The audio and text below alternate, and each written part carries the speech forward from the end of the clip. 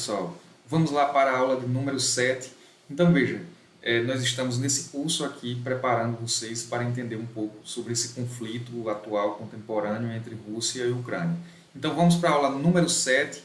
O que é que a gente está discutindo na aula número 7? Vocês já viram, acompanhem comigo aqui, que nós estávamos discutindo a geografia da guerra, o conflito na Ucrânia. Mas o tema dessa aula número 7 é uma continuidade da aula número 6. Essa é a parte 2 que a gente estava discutindo sobre o tema Império dos Estados Unidos, certo? Então, o que é que a gente vai discutir, dar continuidade para discutir essa formação do Império Norte-Americano? Discutimos sobre a formação territorial e como vai se desenhando o Império ali no século XIX, nos Estados Unidos, disputando com a Inglaterra. O início das intervenções militares dos Estados Unidos na América Latina com o corolário Roosevelt, né, a partir do Big Stick, né, com as intervenções na América Latina. E agora a gente discute um pouco mais contemporaneamente, já no finalzinho do século XX, uma no finalzinho do século XX e outra no início do século XXI, que são as chamadas Guerras do Golfo. As duas Guerras do Golfo que sinalizaram os norte-americanos uma tentativa de formular aí o mundo unipolar, apenas uma única potência pós-final da Guerra Fria, quando os Estados Unidos sobressaem, né?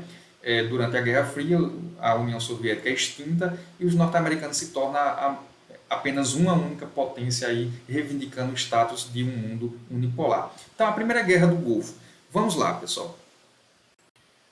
Sobre a Primeira Guerra do Golfo, na década de 1980, o Iraque foi largamente utilizado como ferramenta para conter a influência do Irã, após a Revolução Islâmica de 1979, que entregou o país nas mãos dos radicais islâmicos e fez com que os Estados Unidos perdessem um importante aliado naquela região. A rivalidade entre Iraque e Irã, nesse contexto, resultou em um conflito, a Guerra Irã-Iraque.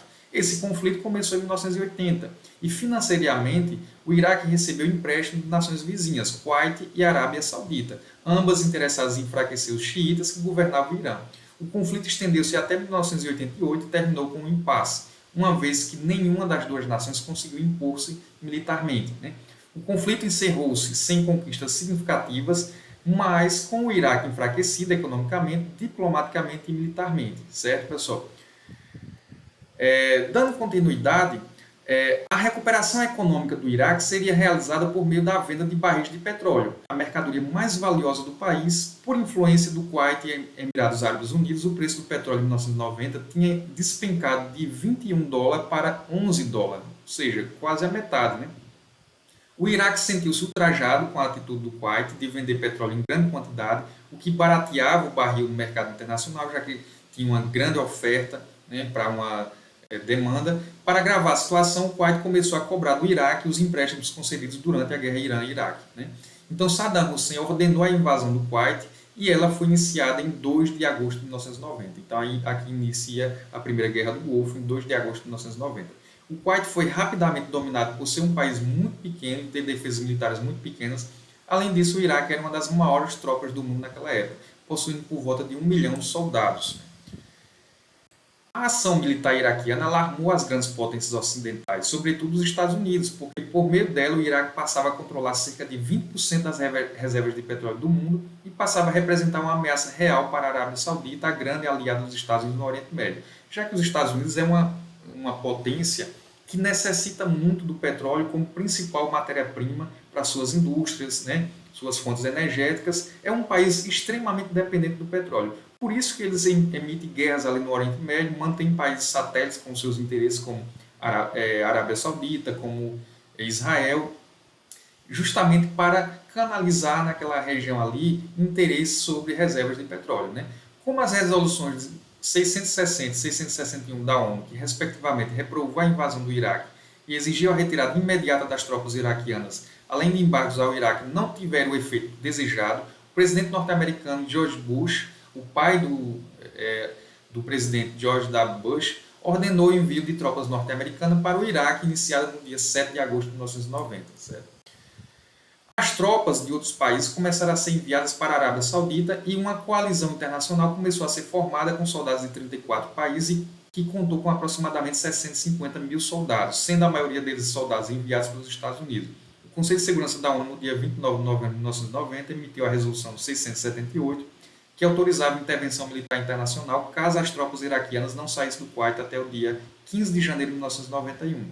Como as tropas iraquianas não foram retiradas do Kuwait até a data limite, os norte-americanos iniciaram a intervenção na Guerra do Golfo por meio da Operação Desert Storm. A partir do dia 17 de janeiro de 1991, os Estados Unidos deram início a uma sucessão de ataques aéreos que se estenderam durante 42 dias e foram responsáveis por prejudicar severamente o poder dos iraquianos. Então foi uma primeira guerra que foi televisionada, né, passando imagens ao vivo, né, dos ataques norte-americanos. A última etapa da Operação Desert Storm teve início em 24 de fevereiro e ocorreu por meio de ataque terrestre das tropas de coalizão internacional que contavam com o apoio fundamental do ataque aéreo. A campanha terrestre de coalizão internacional estendeu-se por menos 100 horas. Né? Esse foi o período necessário para as tropas lideradas por Schwarzkopf conseguirem forçar as tropas iraquianas a retirarem-se do Kuwait, com cerca de 4.000 baixas americanas e cerca de 650.000 mortos iraquianos. As tropas iraquianas, enquanto se retiravam do território kuwaitiano, acabaram incendiando cerca de 7.000 poços de petróleo. Os incêndios estenderam-se por todo o ano de 1991 e o último incêndio só foi apagado no dia 6 de novembro. Ao final dos incêndios, o Kuwait perdeu cerca de 1 bilhão de barris de petróleo, o que correspondia a cerca de 2% das reservas do país. Aqui nós temos, pessoal, do ponto de vista geopolítico, a ordem mundial inaugurada após a Guerra Fria apontava para uma possível unilateralidade das ações dos Estados Unidos, como a gente já tinha dito. Né? Respaldados por sua incontestável supremacia militar, o país iniciou o século XXI como superpotência absoluta, cuja hegemonia indicava a construção de uma ordem mundial unipolar. E aí ficou conhecido esse período como Pax Americana. Né? Os Estados Unidos iniciaram o século XXI como superpotência absoluta e sua hegemonia chegou a ser denominada de Pax Americana. Era uma comparação com a Pax Romana, adotada pelo imperador de Roma, Otávio Augusto, no ano 63 a.C. a 14 d.C. Roma estabeleceu a paz e a ordem em todas as fronteiras do império pela violência e pela força de repressão a qualquer tentativa de sublevação, impondo as leis romanas a todos os territórios controlados pelo império. Então, o que é essa paz? É uma paz armada, né? Uma paz garantida a partir da violência, da imposição dos outros países ao seu poderio militar. As intervenções militares dos Estados Unidos na primeira década desse século, o poder de decisão sobre questões internacionais, inclusive aquelas que afetam diretamente a soberania dos Estados, as frequentes ameaças de ocupação, a política de guerra preventiva, a imposição dos seus valores e a interferência no governo de outros países culturalmente diferentes, como é o caso do Afeganistão e do Iraque, justificaram o uso do conceito de Pax Americano no contexto geopolítico. Né? A justificativa dada pelos Estados Unidos, na maioria das vezes, foi apoiada na necessidade de intervir por questões humanitárias. Então, esse é sempre o mesmo discurso. Vocês lembram o que está sendo colocado em voga atualmente na mídia, né, sobretudo essa mídia ocidental, que reproduz esse discurso, né, quando coloca os Estados Unidos tutelando aí as forças da OTAN, que é um conjunto de forças militares dos países do Ocidente, com o discurso de que querem fazer a guerra, né, naquela região da Ucrânia para levar para intervir sobre questões humanitárias, levar a paz, a liberdade, a democracia, quando na verdade os interesses são outros, como a gente já sabe, um país imperial como os norte-americanos. Né? Aqui nós temos os Estados Unidos reagiram ao atentado terrorista de 11 de setembro de 2001, invadindo o Afeganistão com o pretexto de eliminar terroristas já instalados, principalmente Osama Bin Laden, né, que viveu entre 1957 até 2011, líder do grupo islâmico Al-Qaeda, acusado de ter planejado o ataque depois de derrubar o governo afegão liderado por religiosos islâmicos radicais ligados ao Talibã, ocupar o país. Né? No caso da guerra contra o Iraque, em 2003, não havia nenhuma evidência de que o país constituísse uma ameaça dos Estados Unidos ou a qualquer outro país do Oriente Médio. As alegações de que o governo iraquiano estava ligado à Al-Qaeda, financiava grupos terroristas e tinha em seu arsenal militar armas de destruição em massa, foram reconhecidas posteriormente como falsas pelo próprio governo norte-americano. Então veja, aqui nós iniciamos uma discussão sobre a Segunda Guerra do Golfo, que foi a invasão dos Estados Unidos com o apoio solitário da Inglaterra, né, do Conselho de Segurança da ONU, que tem que ter 5 votos. Então os Estados Unidos só teve o voto da Inglaterra e o seu próprio, 2 contra os outros 3. Então, mesmo assim, os norte-americanos passaram por cima das determinações do Conselho de Segurança da ONU e invadiram o Iraque. Então, a partir daquele momento, ele reforçava o interesse de um mundo unipolar com a força da supremacia do grande complexo industrial militar norte-americano sobre o mundo. Né? Tudo isso após o atentado de 11 de setembro de 2001. Nessa data, 2 aviões derrubaram as torres gêmeas do World Trade Center, Nova York, símbolos marcantes do poder econômico estadunidense. Outro avião atingiu o Pentágono, que é o quartel-general das Forças Armadas norte-americanas, que fica em Washington, a capital, símbolo do poder militar, e ainda um outro caiu antes de atingir a Casa Branca, a sede do governo. O grupo Al-Qaeda, liderado pelo saudita Osama Bin Laden, foi responsável pelos atentados. Então, esse grupo Al-Qaeda é uma célula de um grupo terrorista internacional que se ramifica em vários países islâmicos e além deles, outros países, né? O Talibã é um grupo islâmico radical cuja origem está no contexto da invasão soviética em 1979 ao Afeganistão, contra a qual lutavam guerrilheiros patrocinados pelos Estados Unidos. Com a retirada soviética, grupos rivais disputavam a hegemonia conquistada pelo Talibã em 1998. Antes da invasão estadunidense, em 2001, esse grupo chegou a controlar a maior parte do país, opondo-se fortemente à influência do Ocidente. Então, veja, o Talibã foi um grupo que foi treinado militarmente e teve fornecimento de armas, treinamentos militares, dinheiro financiado pelos norte-americanos em 1979 para que esse grupo, com táticas de guerrilhas, expulsasse os soviéticos que tinham invadido o Afeganistão.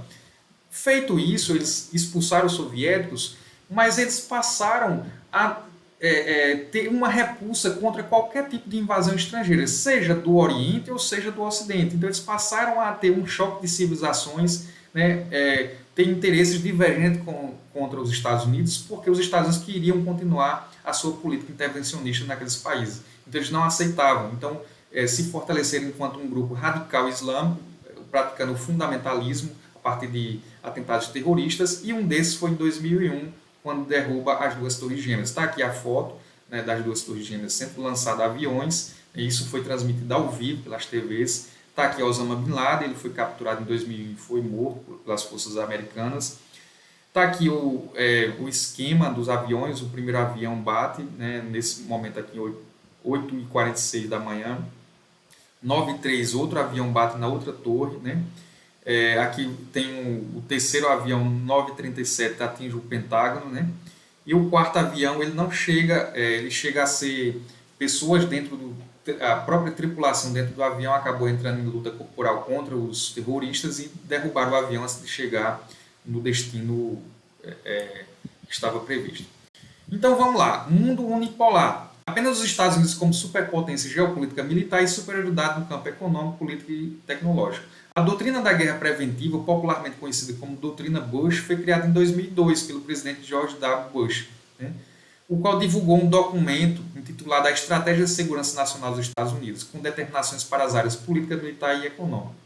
As intervenções militares no Afeganistão e no Iraque foram alicerçadas por uma nova política que justificava a ação dos Estados Unidos, independentemente da aprovação da ONU, sobre a alegação que o país possivelmente abrigava ou apoiava grupos terroristas ou desenvolvia armas de destruição em massa.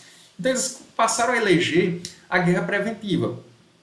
Eles não precisavam de justificativa para invadir outro país, simplesmente porque oferecia ameaça da segurança nacional dos Estados Unidos. Então esse mesmo discurso que está sendo pleiteado, né, até a gente já discutiu aqui em outra aula, sobre aquela teoria do Rearland, né, que são as franjas de distribuição de várias bases militares nas franjas para tentar conter o avanço do Earthland, né, que foi aquela teoria de Mackinday, aquele estrategista inglês. Né.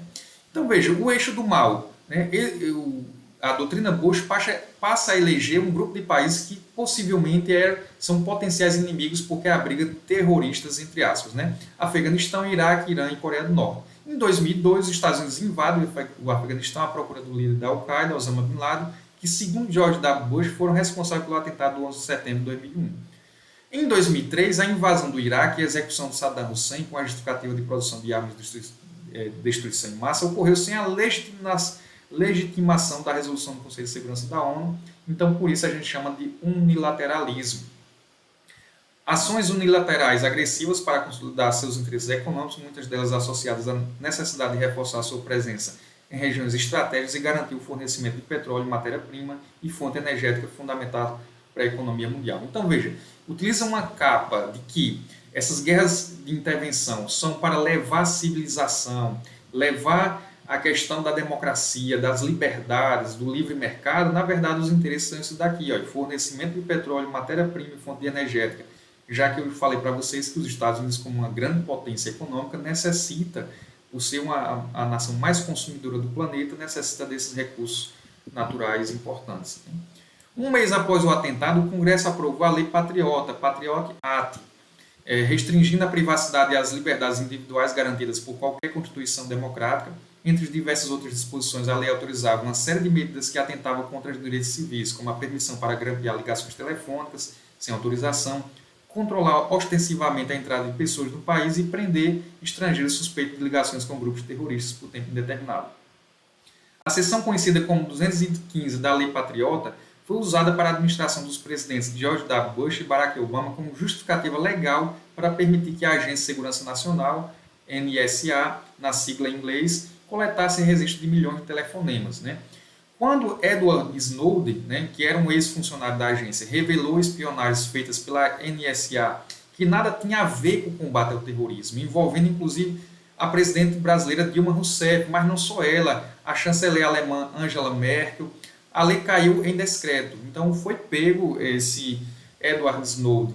Ele era um ex-funcionário dessa agência de espionagem e acabou divulgando um documento mostrando a perversidade que essa agência era utilizada para coletar informações que beneficiassem empresas, beneficiassem estratégias econômicas e geopolíticas no mundo. Em 2015, a seção 215 expirou sem ser renovada pelo Congresso. A quarta frota da Marinha, reativada em 2008, tem mantido presença ostensiva no Caribe, na América Central e na América do Sul. Preocupado com a ascensão de governos anti-estadunidenses na América do Sul, Venezuela, Equador, Bolívia, governos de esquerdas, o aumento do narcotráfico e a descoberta das jazidas do pré-sal em território brasileiro, os norte-americanos reativam a chamada Quarta Frota Marinha, que é uma base marinha, com o objetivo de patrulhar essa região, porque é uma região muito estratégica para os Estados Unidos, haja vista que a gente já viu lá desde o início do século XX com o corolário Roosevelt, com o Big Steel, que é justamente esses tentáculos do poder norte-americano colocando a América Latina de joelho como se fosse o quintal dos Estados Unidos. O país tem mantido seu poder combinado soluções diplomáticas com ações militares e pressões através de medidas de sanções e embargos econômicos. Aqui nós temos essas imagens, elas são bem emblemáticas, o presidente George W. Bush, na época que invadiu o Iraque, as duas torres gêmeas, Osama Bin Laden, que foi capturado em 2011, considerado o responsável por planejar os ataques. Aqui é uma charge bem interessante, descansa em paz, Bush trouxe a paz para muita gente, ou seja, mortes. Aqui a intervenção no Iraque não deu certo, passou muitos anos, mais de 10 anos, foi um insucesso. Aqui Edward Snowden, que foi o ex-funcionário da agência NSA, que divulgou os documentos comprometedores. E aqui outra charge importante, não vai abraçar seus libertadores. Então essa charge vai fazer uma crítica justamente ao discurso de que os americanos estão chegando nos países do Oriente Médio para trazer a liberdade. Na verdade, que liberdade é essa que deixa crianças mutiladas? Milhares de pessoas civis, inocentes, foram mortos por forças americanas. Então, na verdade, eles chegaram para intervir no país. Após a Segunda Guerra Mundial, com a doutrina Truman e a Guerra Fria, as intervenções militares ganharam dimensão internacional. Veja a quantidade de intervenções militares norte-americanas. Tudo isso aqui a gente traz para discutir porque a justificativa é que a Rússia, atualmente com essa invasão da Ucrânia, é um país imperialista que quer dominar o mundo, mas esquece de mostrar que os norte-americanos, durante todo o século XX, vem emitindo uma série de processos de ocupação de territórios e no século XXI com várias intervenções militares. Veja aqui, no México em 1913, Panamá em 1986, Cuba em 1961, Haiti 1594, República Dominicana e tal. Veja a quantidade de intervenções militares no mundo, tudo isso feito pelos Estados Unidos. E aqui, para a gente ir finalizando, ciclo de ataques militares dos Estados Unidos em 2022. Veja que ironia da história, A imprensa não mostra isso, mas olha, em 6 de fevereiro de 2022, as forças estadunidenses lançaram um ataque com drones na aldeia de Al-Qaila, Mareb, no Iêmen. Os drones supostamente visavam um carro com membros da Al-Qaeda dentro. No entanto, o bombardeio aéreo afetou civis perto da operação. Os corpos dos 3 homens no carro foram carbonizados. No entanto, ainda não está claro quantos civis morreram ou ficaram feridos como resultado. Em 22 de fevereiro desse ano, uma coalizão liderada pelos Estados Unidos lançou uma incursão na aldeia de Aldaia, na Síria. Né? A coalizão apoiou a batida com uma operação de ataque aéreo que resultou na morte de Ibrahim Khalif al-Ammar, civil, 52 anos. Al-Ammar foi morto a tiros ao amanhecer, após recusar a entrada do Conselho Militar de Yezo na casa de sua família. Em 22 de fevereiro desse mesmo ano, os Estados Unidos lançaram um ataque aéreo na aldeia de Fido, que fica na Somália. Pelo menos 60 membros da Al-Shabaab foram reportados como mortos. Mortos civis e militares somalis também foram alegados. Este é um ciclo perpétuo de destruição que os Estados Unidos fazem pelo globo como um todo. Né? Em 2021, os Estados Unidos realizaram 25 ataques aéreos conhecidos no Iraque, 14 na Síria, 15 na Somália. Tenha em mente que estas são as ofensas que são conhecidas. A nuvem de segredo que envolve os drones e os ataques aéreos permite que Biden opere sem qualquer responsabilidade. Portanto, os números reais são provavelmente muito maiores. Né? Isso daqui é apenas o que se chega a descobrir a partir de investigações. Tá aqui o presidente dos Estados Unidos, Joe Biden, e aqui essa charge fazendo uma crítica. Olha, a quantidade de intervenções ao Iraque, Afeganistão, Líbia, Síria, né, todos esses países aqui foram vítimas de ataques norte-americanos recentes. Aí a charge vai dizer assim, ó, russos, saiam de cima da Ucrânia, né, ou seja, Biden discute, saiam, peçam perdão, esse presidente de vocês é muito louco, é um ditador, quer invadir um país soberano, mas eles esquecem, né, de que eles o tempo todo estão invadindo territórios e não é noticiado na mídia. Por que será? Uma mídia comprometida com os interesses dessa potência que está do lado ocidental. Então, mais uma vez reforçando, o que está acontecendo ali é uma guerra imperialista, ou seja, uma disputa de 2 impérios, de um lado Estados Unidos, do outro a Rússia. 2 grandes impérios que novamente tentam se enfrentar, né? Lembrando que um momento de grande enfrentamento dessas 2 potências foram durante o período da Guerra Fria, de um lado Estados Unidos, do outro a União Soviética. Né? Então, pessoal, o que eu tinha para falar é isso. Eu espero que vocês tenham gostado dessa aula. Tchau, tchau e até.